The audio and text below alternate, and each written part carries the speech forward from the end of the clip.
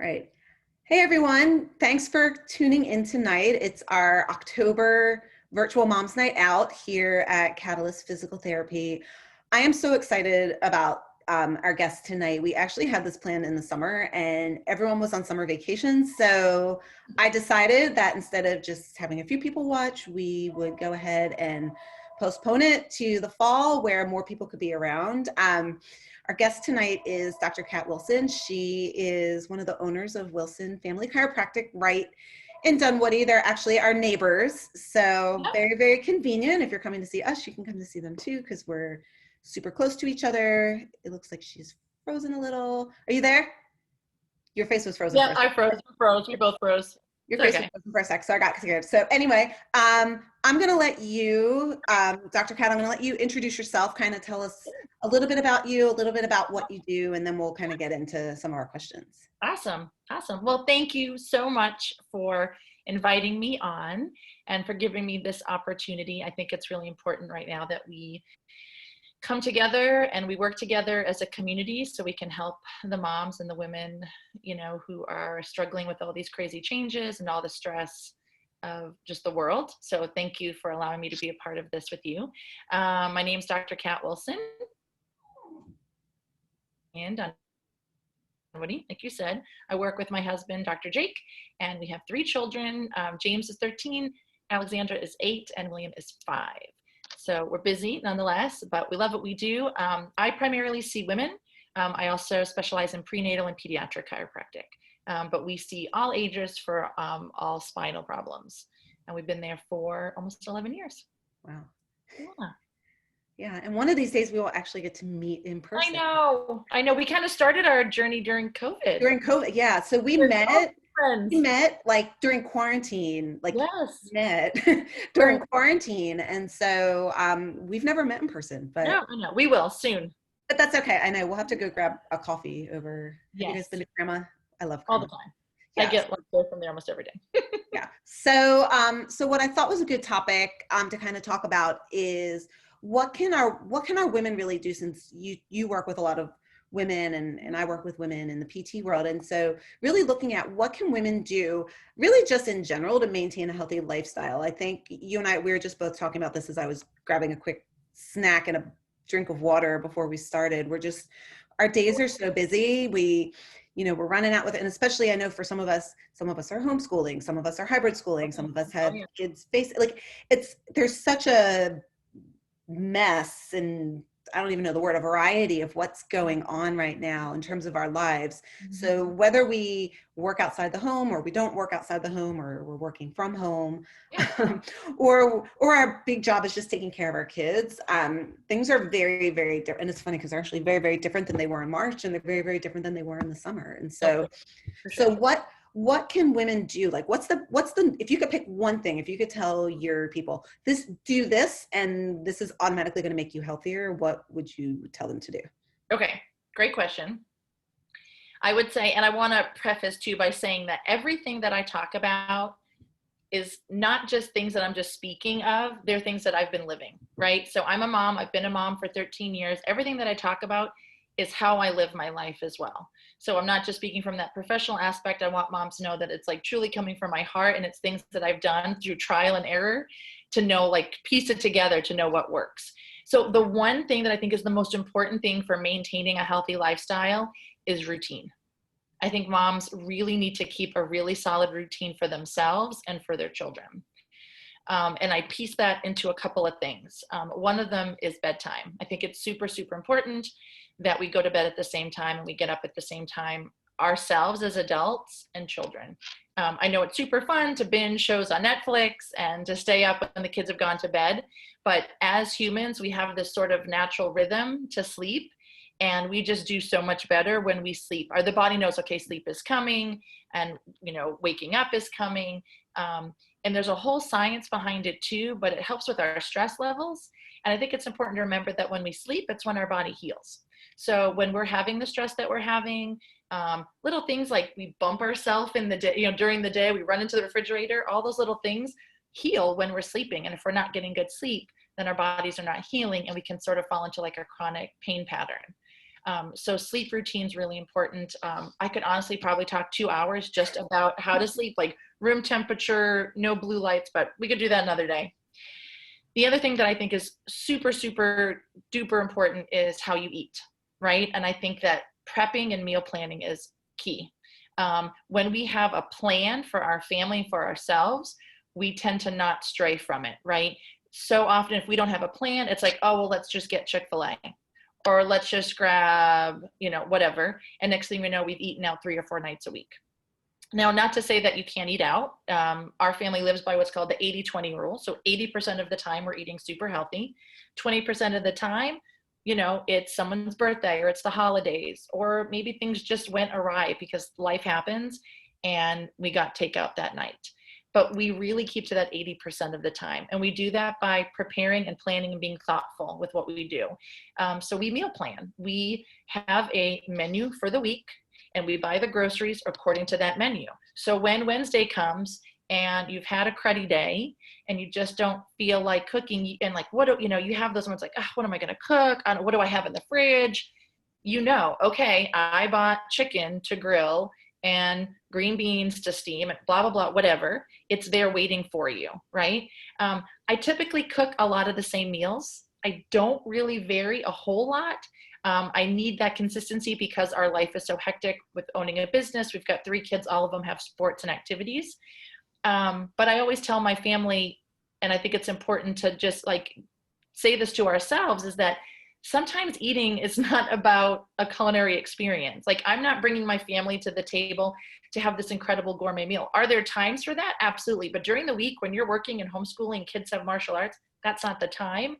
I'm bringing everyone to the table, one, for fellowship, so we can be together and talk about our day, but also so we can nourish our bodies. Because really, if we nourish ourselves well, it helps us manage the outside stress so much easier.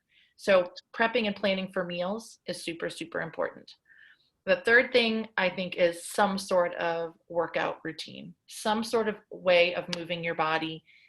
If you can, 5-6 days a week. I say 4 to 5. I think that's more realistic.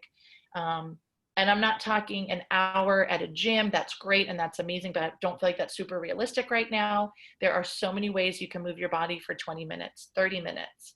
With Pinterest and apps, you go for a walk. You can play with the kids outside. You bounce on the trampoline with them, throw a dance party after dinner. Just commit to finding time, 15 minutes a day, to move your body. And I think having that routine and sticking with it, you just do so much better. It allows you to stay with your goals and stick with your plan and not get shaken up too much if something happens from the outside in. Yeah. I think you and I like share a brain because. Well, you are so smart then, aren't you? No, we're both brilliant, but so much of what you say is what we do in our house too. Yeah.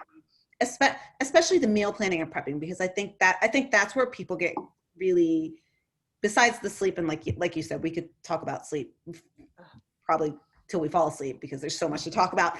But I really think with the meal planning and prepping is huge. I know people always say to me, like, what are you guys having for dinner? What are you cooking? And I don't have my weekday meals. They're not fancy recipes. Like, I've got like my go-to salmon meal. Yeah.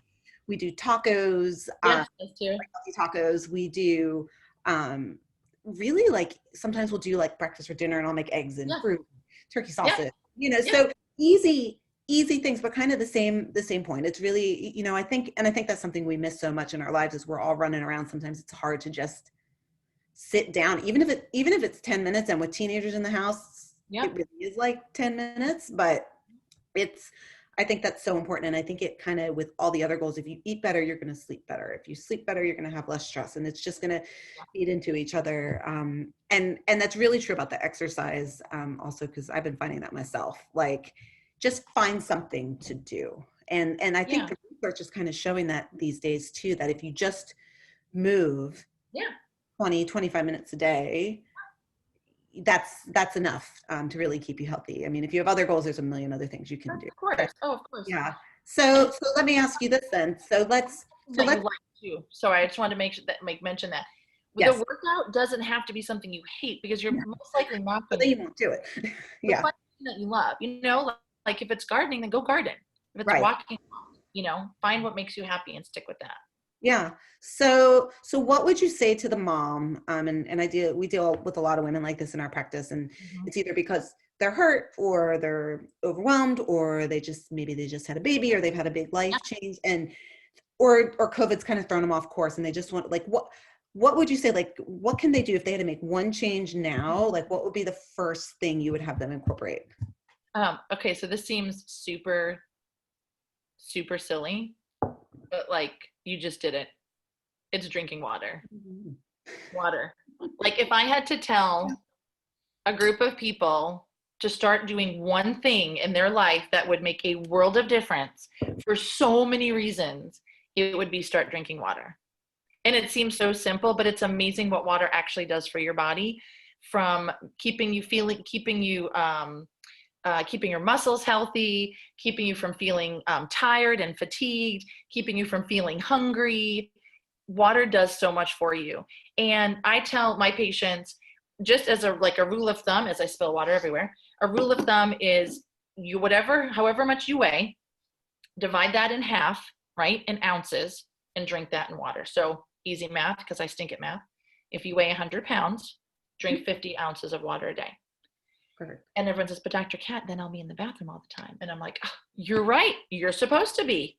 You're Yeah. supposed to go into the bathroom multiple times a day. I'm like, when you go to the bathroom, it should be clear. I just want to give you that heads up. Like if you're like peeing maple syrup, we've got problems, right? I mean, Yeah. I have moms, honestly, like they come to me and they're like, man, I literally go from like coffee, coffee, coffee to like honestly wine. Like Yeah. that's like the transition. Like there's no water in the middle. And they're like, how do you get that much water in? And so I tell them like, don't sip it like this is not how you get water in. You have to like Yeah. You need to take a drink. really like take a drink. Honestly, start off in the morning. Like when you wake up, have a glass of water in your nightstand and just chug that as fast as you can. Because water is what our body is made of, and our body needs it and it craves it. It helps our muscles, it helps our joints. So if our muscles and joints are moving, it means we're going to be in less pain, right? We get really tired like around 3 or 4 o'clock. It's typically not that we're tired and we need caffeine. We're typically dehydrated. So if you keep the water going throughout the day, it limits that opportunity for feeling fatigue around 2, 3, 4 o'clock. Also, a lot of times we feel hungry, right? We're grabbing snacks and let's grab that Snickers and oh, let's do a drive-through real quick. Typically we're hungry. Dehydration can come in the form of feeling hunger, but if we drink some water first, that's a rule in our house with our kids. If you think you're hungry, drink some water first. There's so many things water can do for you. And I can't tell you over the years how many patients I've given this simple advice to, and it has completely changed their life. Because it's a foundational point of health. And when you build that solid foundation, it makes it so much easier to build from that. Right. And then it comes back to that routine, like you were Yeah. saying too. And Yeah. yeah, like first thing in the morning, have a glass of water. I think for some women, at night, sometimes a little harder. Yeah. The pelvic health therapist here, if you drink it at night, you're gonna be up all night. Absolutely. Yeah. No, I would say have your limit. Yeah. Maybe like if you like tea, you're going to bed at say 9:30, 10, like maybe nothing after 8. Yeah. Yeah. Got to give that area a break. Yeah. Which actually, it's funny because I just took this course. This is the pelvic floor PT in me. It was a bowel course. It was everything about bowel health and how we treat women that have bowel problems. But that was the dehydration and the constipation go so hand in hand. Huge. So Huge. that's another reason is Yeah. just to push everything through your intestines Yeah. and get some regular bowel movements, which again, that's like a whole other conversation, is the power of our gut. But yeah, so I always like to plug that one in there too, because I think people don't realize, they're like, oh, well, I'm going to be peeing all the time. But if you don't drink it, you're not going to be pooping. So Right. And we want that. Because if you're not, then you're bloated and then you feel gross. And yeah, no, yeah. so true. So true. Yeah. So one question that I think a lot of people are dying to know, and I know you and I talked about this a little, is you're a chiropractor. I'm a physical therapist. A lot of times you hear chiropractors don't like PTs and PTs don't like chiropractors. And I know we don't practice that way and we don't No. do that way. But I think for a lot of our patients, I think they're kind of wondering, Yeah. where does chiropractic fit into all of this? So for you looking at like a women's health sort of scope of Yeah. medicine, or Yeah. wellness. Yeah. Where do you fit into that Oh, picture? such a good question. I love this. Chiropractic is so incredible. I mean, of course, I'm biased because I've been doing this for 10 years, but I started my chiropractic journey when I was 19. You can read it on my website. I started going to a chiropractor myself.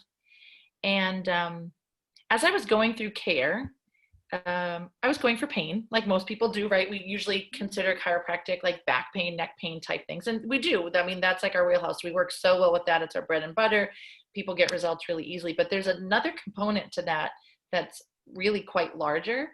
And I realized it when I was going to a chiropractor. I went for pain and the pain went away. But as I was going through the process, I noticed that the GI problems I had been having since I was a child started to go away. And that's actually constipation, funny enough that you say that. I had been struggling with constipation since I was a baby, in and out of hospitals, all sorts of therapies and treatments. And when my bowels started regulating, I had asked the chiropractor, I'm like, I don't get it. Like, you're supposed to be helping me with actually jaw pain. So how is it that I'm doing this? And it was then that I realized that when you go to a chiropractor, we are aligning your spine, right? We are taking damaged areas. We're stopping the scar tissue process, and the spine is going back into alignment. And when the spine goes back into alignment, it takes pressure off the nervous system. Okay, so the spine actually protects the nervous system. The spine is so special; it's the only system completely encased in bone. And what happens is the brain sends a signal through the spine up to the organ. Well, if that area of the spine is not working, or if it's damaged, it changes up that signal, right? So you're still getting messages to your lungs and your heart and all your organs, but the message isn't clear. So when you get adjusted, we take the pressure off those nerves and that message gets clearer. So that's why so many people talk about their experience with chiropractic is, yes, they feel better, but they feel like they're functioning better. So they have more energy, they sleep better, they have better bathroom habits, they can breathe better. In children, we'll see less ear infections, we'll see less colic or reflux. So it's really about letting your body function at a higher level, because I think we all agree we want to function as much as better as best as possible. But also it allows us to adapt to stress. And now more than ever, we need to have these tools in place to adapt to the stress that's happening in the world, because we don't want what's happening right now to break us. You know, we don't want to come out on the other side of this just being so unhealthy. And so chiropractic really gives your body that chance to function at a higher level. And it's pretty awesome. Yeah. And I appreciate that. And I appreciate, I work a ton with the nervous system too. And so I think that anything we can do to calm down the nervous system, and especially what you're talking about, all this stress, which is going to lead to one of my last questions, but just to be able to dampen it down and say, okay, let's let the body take care of itself. Let's let the brain and the nerves do what they need. Yeah. Let that innate intelligence work and do what it needs to do. Chiropractic, I mean, there's some techniques that we have that really take you out of that sort of fight or flight pattern, right? We have two parts of our nervous system: rest and digest, and fight or flight. And so many of us are functioning in fight or flight. So many pregnant moms right now are in such an extreme place of fight or flight because they're approaching their birth in such a way that they never anticipated. And so there's some techniques that we use to actually help get you out of that. It sort of, I say it's like giving your nervous system a nice deep breath, Yeah. which is really important. My nervous system could use a nice deep breath after these past few weeks. So moving into last question. So moving into the winter months. So we talked about staying active Yeah. and trying to find ways to move. I think one thing that, at least for me and my friend group and the people that I interact with, the one thing that's kind of saved us from what's going on in terms of COVID and people having to kind of separate a little bit is we've been able to be outside. And I think we're really fortunate here in Atlanta because it's still pretty warm and we can still do that, but the days are getting shorter and the weather's getting a little cooler. So and cold and flu season's coming around. So as we are forced indoors, maybe more than we'd like to be, Mm-hmm. do you have one or two strategies? What do you think is a good way to kind of help us? And I'm going to say one, help us stay active, and then maybe Yeah. one, help us stay connected. Yeah. What do you think? Yeah. So I would say, I would say, again, like with the movement aspect, it has to be finding what you love. You know what I mean? There's so many ways to move your body in a short amount of time, Mm. right? Like in 15 minutes, you can get a really quick workout. Um, it's also, my perspective's a little skewed because I grew up in the Northeast. Yeah. And so I'm like, it's cold, cool, grab a jacket. I walked to school in 3 feet of snow. Right. You know, like Right. it's okay to move your body outside. It's okay. But I know it's difficult because really like our body starts to change and we start to feel more sleepy. But, you know, find things inside, you Yeah. know, that work. Maybe you can find a friend that wants to do something and you guys can do this and you can like do a Yeah. Zoom call and you can get on an app together and do like a challenge. Like, let's see how many push-ups we can do today or how many sit-ups we can do today. Yeah. There's ways to do it. Pinterest has so many great opportunities. Peloton has an app right now that's fantastic, and you can I get love the the Peloton. workouts. Yeah. And you find what works for you. You know, you have to find, maybe it's, you know, some yoga. Maybe that's what you need right now. Maybe this is not a season for you, where maybe you've just had a baby. And moving your body in extreme ways is not something you're supposed to be doing right now. You're really supposed to just, you know, your body is sacred and it's healing. And so maybe there's just some nice meditative classes you can do or some real gentle postpartum yoga. There are things you can do inside. Being inside though, being that said that, I think it's really important that women start to consider some sort of supplements. I think that as a whole, we're deficient in vitamin D, and we know that that's a key player to keeping our body healthy. And so I think looking to professionals to help you, guide you through that is really important. I don't recommend going to big box stores and getting your supplements. I think reaching out to someone like Blair or myself who can really counsel you in the right way to get you access to very, very affordable but high quality supplements is super important. Yeah.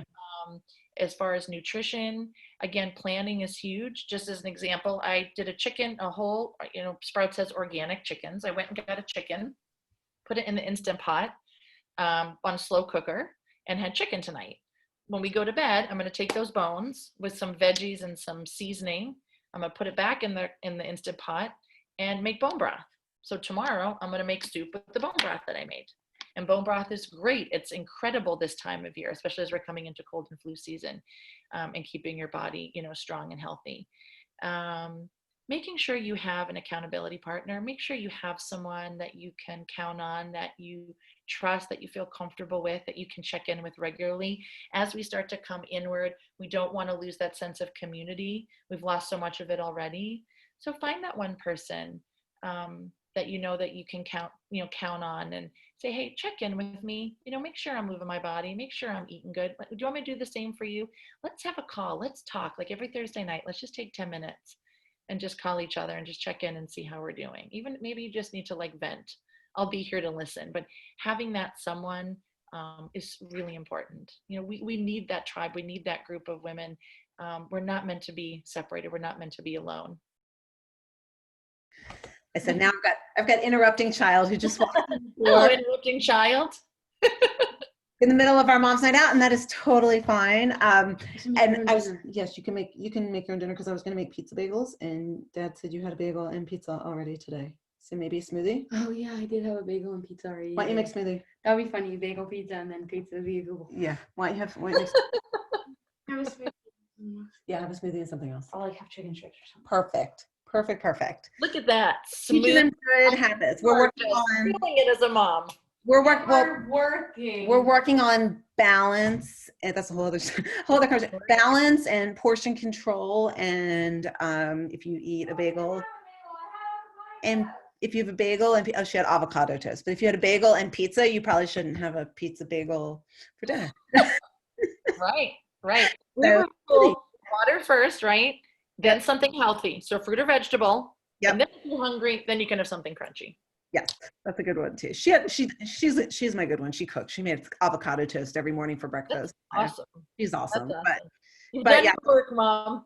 there we go. So my pride and joy in the kitchen. But I actually was writing down all that stuff. You're giving me ideas for like some winter mom's night out, like, or maybe just some catalyst challenges, like a squat my friend's doing Squat-tober, but like a squat challenge or a push-up challenge. We're gonna Yeah. we're gonna come up with fun things. And you made a really good point about an accountability partner. So I jotted that one. I jotted that one down too. So so many good things to talk about. Like I said, I think you and I definitely on the same wavelength. So that makes me feel good too. But any last things you want to tell everyone who's here? Sort of famous last words.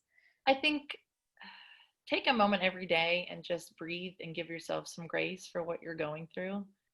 I don't think when we signed up to be moms, we ever anticipated that this would be a part of our journey. And we need to just pause and say, it's okay if today was just a failure. It's okay if today we got takeout. The beautiful thing is tomorrow is a new day. Yeah. And approach it that way. You know, it's like you're given this beautiful day. What can you make of it? And just breathe through it. Don't forget to we have apps that remind us to breathe. You can do it.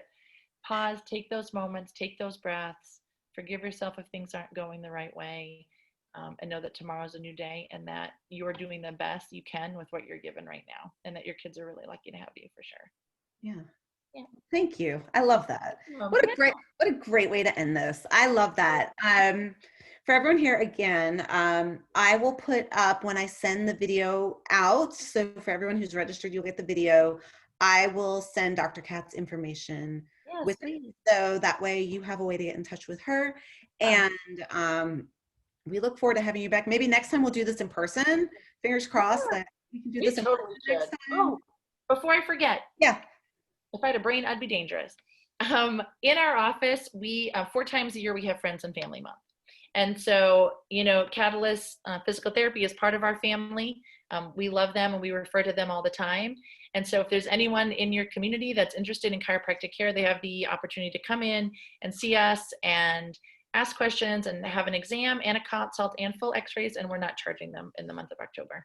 We only do that 4 times a year, and October is one of those times. So if it's something you're curious about, now's a great time because there's really nothing lost. I always say just hopefully something gained. That's awesome. Well, thank you. I might take you up on that myself. Yeah, come hang out, come see me. I know I might do that actually. So, but thank you. This has been really awesome. So until next time. And like I said, everyone, if you want to get in touch, you will have all that information emailed to you tomorrow. You got it. You guys all have a great night. Thank you.